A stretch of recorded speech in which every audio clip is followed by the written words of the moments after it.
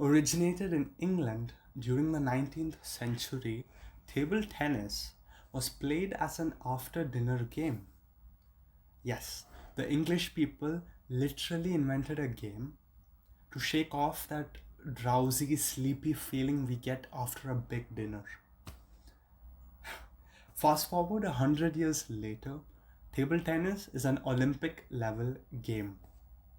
Hands down the most popular indoor sport in the world, adopted as China's national sport of their country, and also is a game recommended to elderly patients to fight off old age.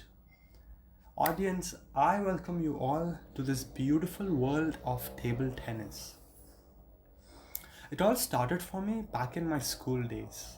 Our school, alongside academics, also encouraged students to take part in sports. Ironically, table tennis was not there back then in my school. Nonetheless, the story begins here. Depending on your physical characteristics, you will be divided into three categories in school. The first category, the tall boys and girls who excelled in basketball, naturally.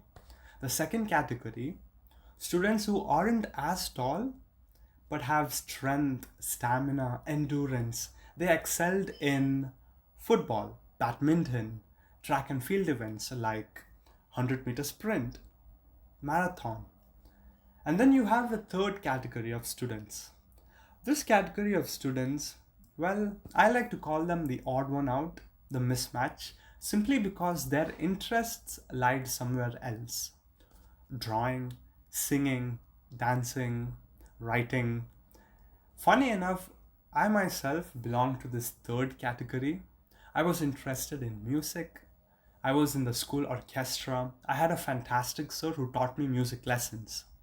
However, when I look at these first and second category of students, I see them go for competitions. I see them go to different schools for inter competition, even schools in different countries when they qualify for the finals.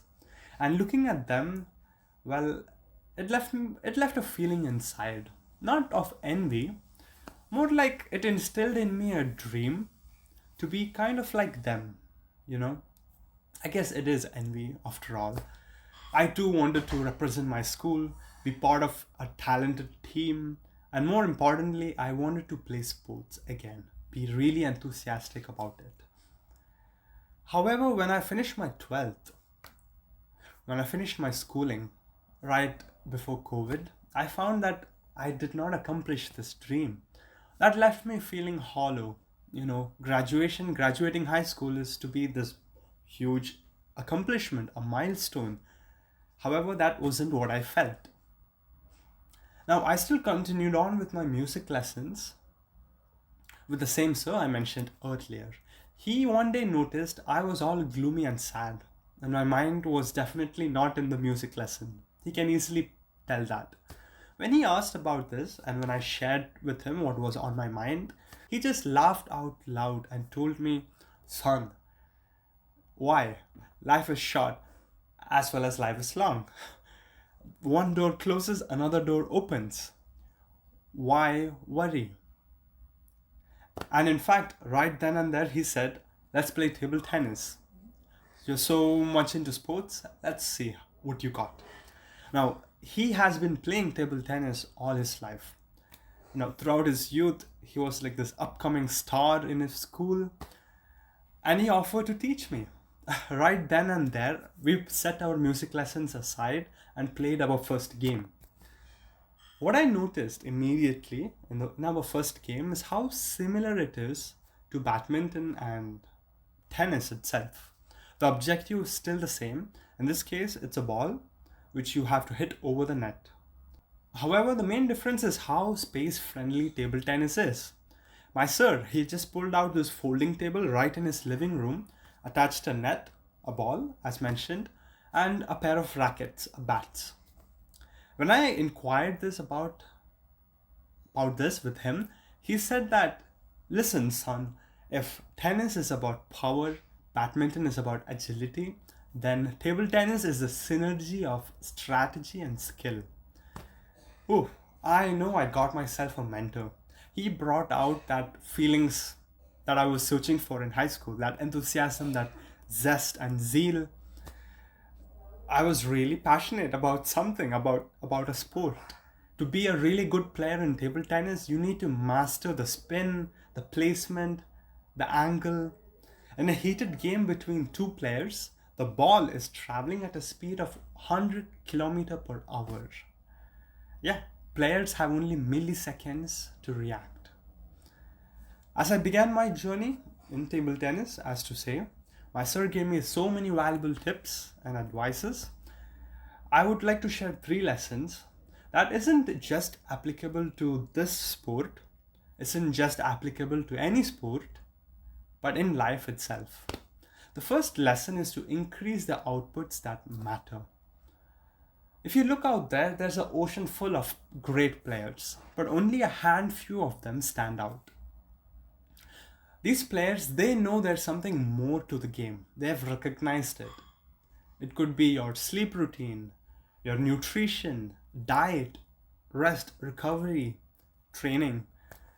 If you increase your attention in these areas, naturally you will tend to perform better. Now replace the sport with your career, your relationships, your any other task in life. Our duty then is to identify these adjacent areas that we really need to bring our attention up and optimize. Lesson number 2, chart your 5 moves. In table tennis, there are multiple areas to the game. How you stand, your stance, how you hold the bat, how you serve, your forehand, your backhand. When I was starting off, I just had the bat in my hand and was waving it in the air like a madman. I did not know like there's all these individual areas that you focus on that makes up the game. Right away, I broke it down into small steps. What are the key areas to be focusing on? Practicing it one at a time. This is a lesson applicable to any pursuits you have in life. Break it down into steps, follow through them. Lesson number 3, get good at important skills. This is about mastery. Now, in table tennis, if you look at Sharat Kamal or Manika Batra, they have this killer move. They have that one special move.